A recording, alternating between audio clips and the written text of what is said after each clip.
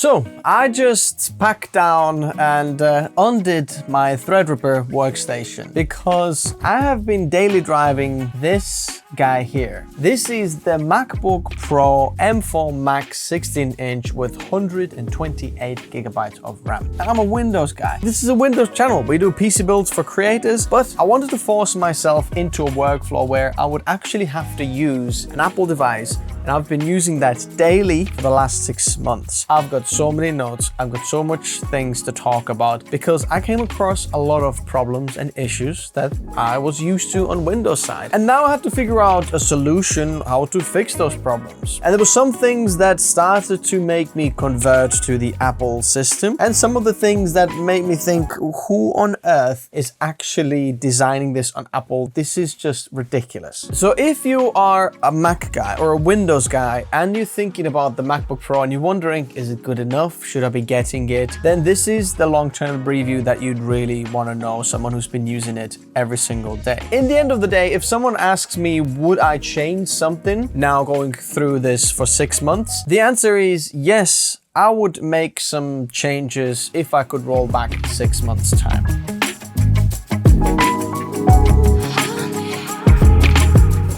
Oh. Hey, whoa, wait. Scary news, big news, and you need to act now. Okay. Take a breath. Breathe. It's Windows 10. What about it? Well, it's ending, and your device might be at risk, and you gotta act now. Well, good job. I am running Windows 11 then, eh? Oh. Yeah. Okay. Yeah, that's good. Ryzen Pro, I can see. Yeah, that's very good. Good choice. Mm-hmm. Oh, 1 sec. AMD sent me to tell them about the Ryzen Pro Loaner program that they're running, and they can go check out any of the Ryzen Pro laptops for free. Check them out if you want to, for free. I've already made a video about the Windows 10 and Ryzen Pro that they can check out in the video description already. Okay.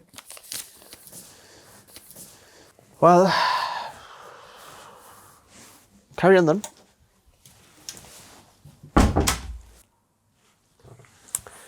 Links below. So performance, first of all, because that's one of the most important things. Was this performance enough to replace my Threadripper PC? And the answer is, oh my goodness, the performance of this absolutely blew me away. I had to test it again. I had a long time running loads of different projects on this, working on a lot of different video editing, doing a lot of rendering on this. It's absolutely fantastic. What I wanted to do is actually test this against my editor's workstation, which we've built a little while ago. We're running 13900K, 128 gigs of DDR5. We have RTX 4090, NVMe super fast, pretty much balls to the wall, as fast as it can get. And then I exported it on that computer, exactly the same settings on this M4 MAX MacBook Pro. And then, surprise, surprise, this MacBook was faster. That should tell you how much power this MacBook actually keeps inside. To have that much power portable on the go is ridiculous. If you didn't know that yet, the same power is available at full disposal to you,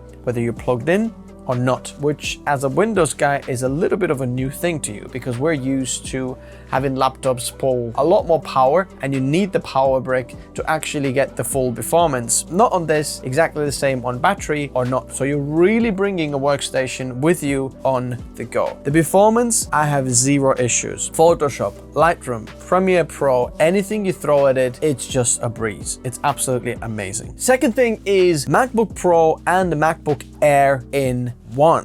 Now, when I take this on the go, it is actually a MacBook Air in terms of performance and battery life. Apple has these very clever power modes. If you don't know how to use them, I've made a whole dedicated video about them. But you can actually set this MacBook Pro up to be a MacBook Air on the go, and then an absolute powerhouse when you're plugged in inside this workstation, because I've got a lot of things connected to it. I've got a dock of iVanky in here As you can see, I've plugged this in. That's usually how I use it. When I'm going, it's out, and then when I'm coming back, it plugs in. Everything comes into it. You'll hear a little bit more in a bit. There's lots of card readers. The Rode Wireless Go that I've actually plugged in here is always plugged into the dock, so whenever I'm done recording, I can plug the receiver and transmitter onto the dock and download the files. Everything's plugged into there all the time. There's monitors, 10 gigabit Ethernet, lots of things connected, and all I have to do is just this one cable, pum, plugs in, and it becomes a workstation. Third thing is display. This is Apple's ProMotion, so it goes up to 120 hertz, but it's clever actually because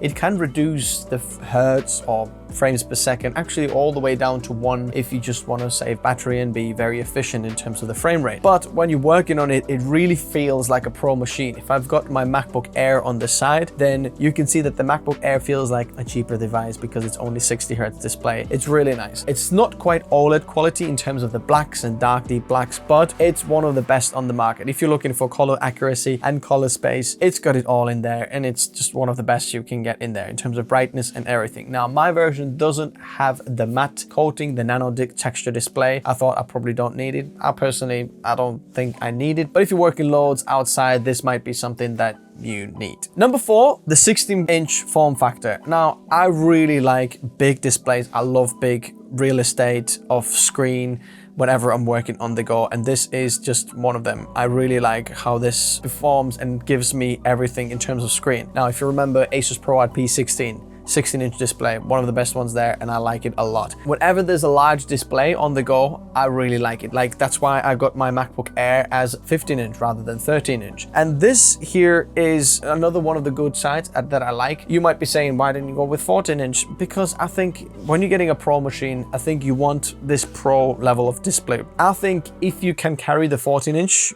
MacBook Pro, you can carry the 16-inch, and the 16-inch will give you so much more real estate, battery life, cooling. So I think the 16-inch is better, and that's why I like it more as well. Number 5, build quality. The build quality is just amazing. Like, whatever you touch and feel on this, a whole nother level. When you've come from Windows sides, there have been some devices that are pretty good, but comparing it to Mac, I'm really a big fan of the minimalistic design. Everything just is beautiful, very finely manufactured. If there's anybody who has issues with build quality, I don't know.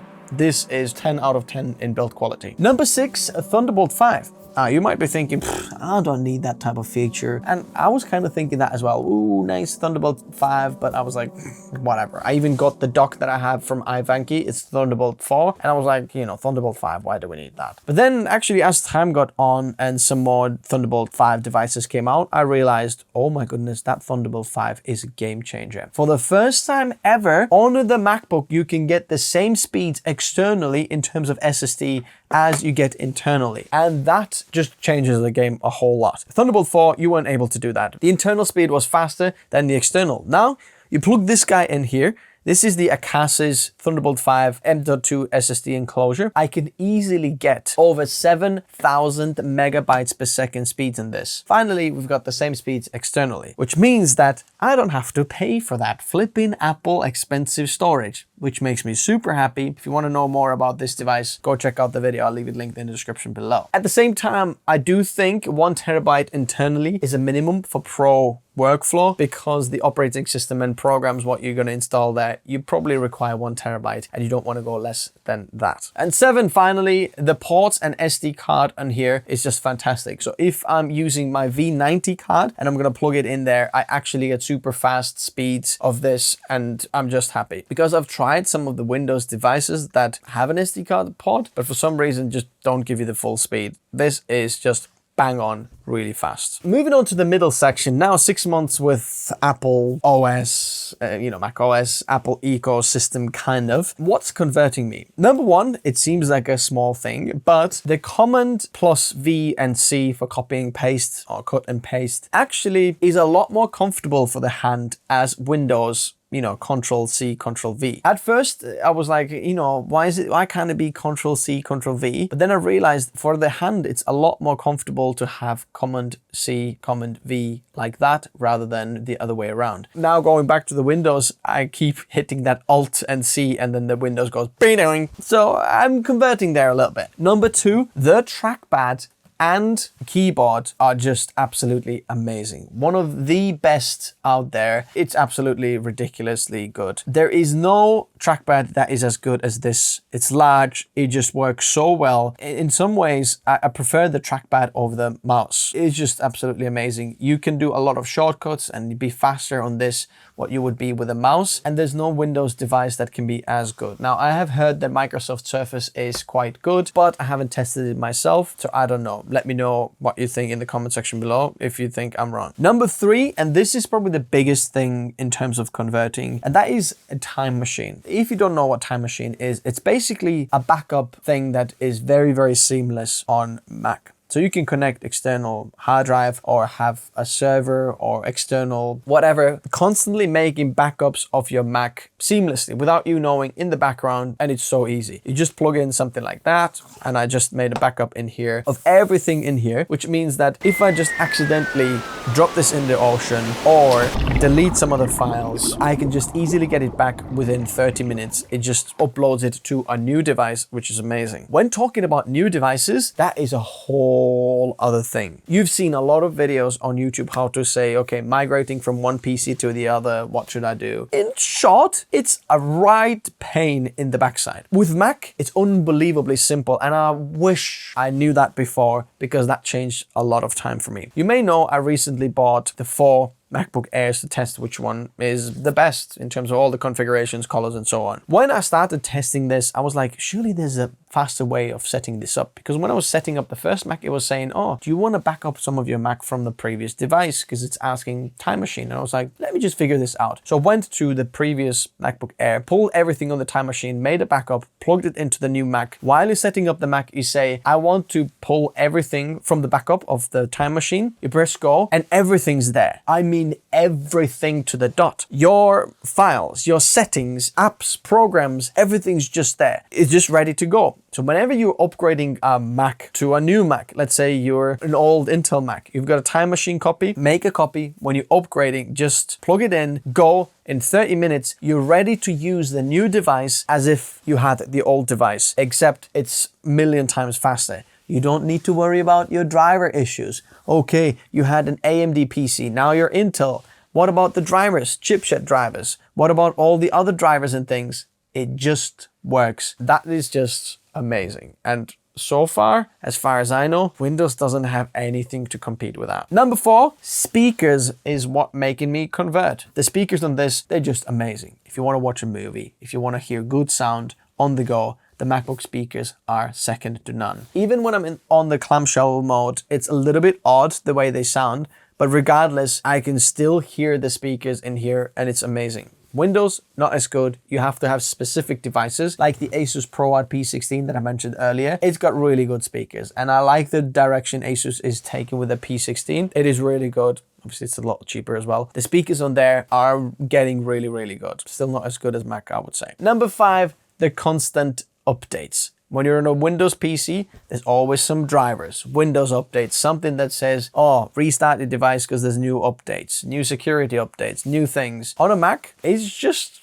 not there. They're less frequent, or they pool all of the updates into one so that whenever you update, you don't have to do it for at least a couple of months if you wanted to. There was a lot less updates of restarts and things like that on the Mac, which is really nice. And finally, number 6, which is slightly annoying to me, is that the Adobe apps work better on Mac than they work on Windows, which is really annoying. Talking about annoying, let's actually talk about some of the downsides, what's happening in here, and you know, how this is not as good, and some of the things that I was like, goodness me, this needs to change on Mac. Number 1 thing is an actually screen highlighting feature. So let me just demonstrate this so I can show you what I mean. So let's say I'm on my YouTube studio and I'm trying to make YouTube chapters or something like that, which is a very common thing that I'm constantly doing. So I have 2 windows open side by side. So let's say I've got this open on the right side. On the left side, I've got my window open where there's lots of things. So let's say I'm typing into here some things. And then now I want to go over and pause the video to actually see the timeline. Can you see how I'm hovering over the highlight highlighting issue of the screen. It's not highlighting the screen. Like I can't see what's the actual time of the video that's playing there. I have to click on this and then look, then I have to move,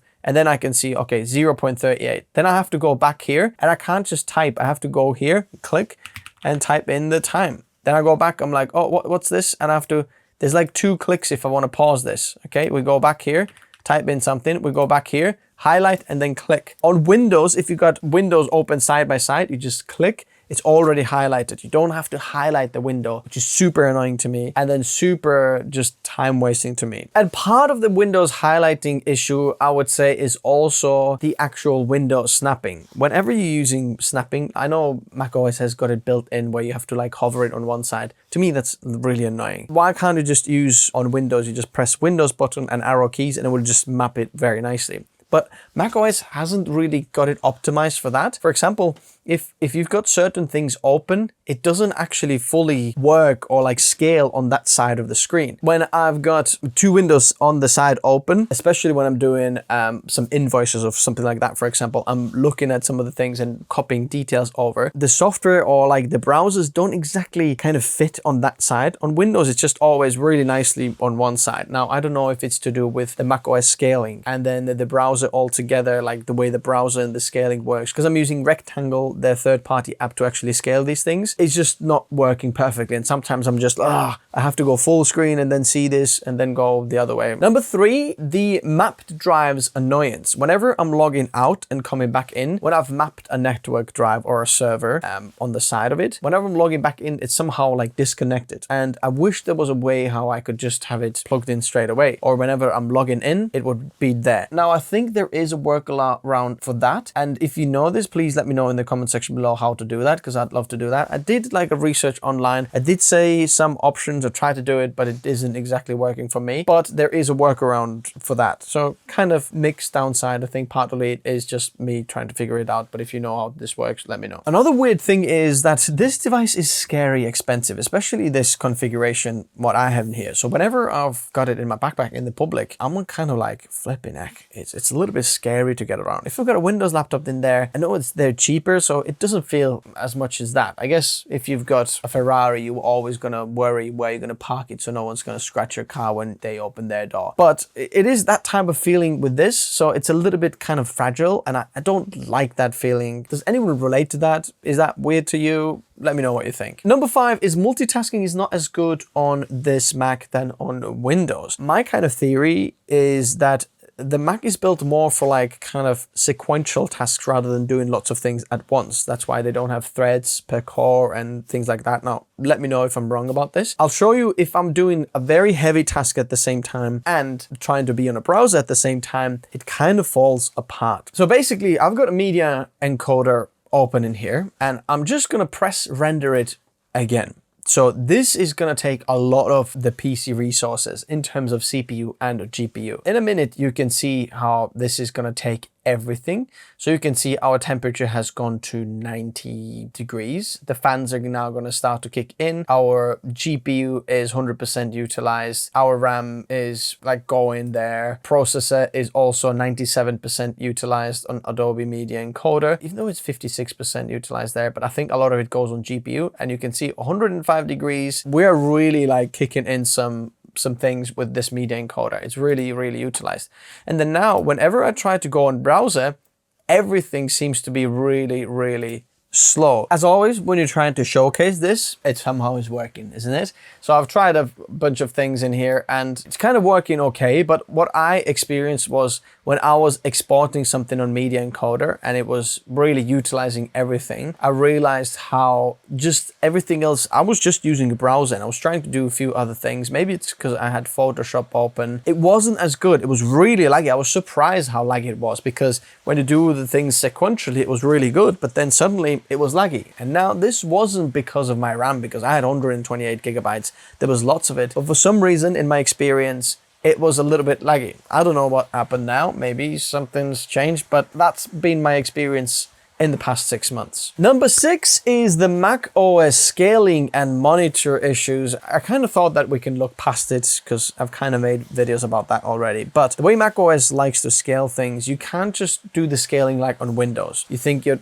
monitor's a little bit further back, you make the text a little bit bigger. It just doesn't work like that. You have to fix it with the resolution. So I've got a 4K display, 32-inch in there, and it's plugged into, you know, the dock and on my Mac. And I have to actually run this at 1080p resolution. If I put it to 4K, the text is going to be small.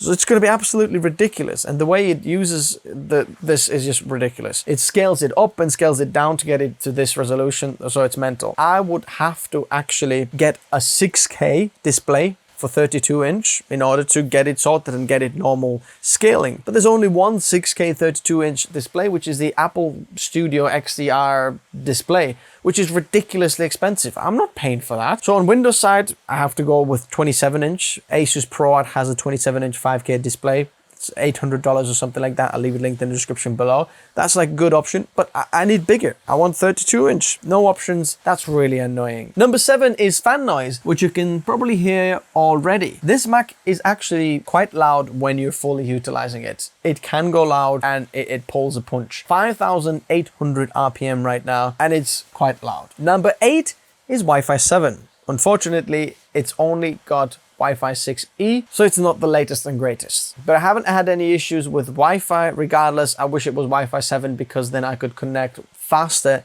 to my NAS than Wi-Fi 6E. Number 9 is the charger is a bit big, and in fact, it's kind of a good side as well because the charger, I haven't used it ever since unboxing this Mac.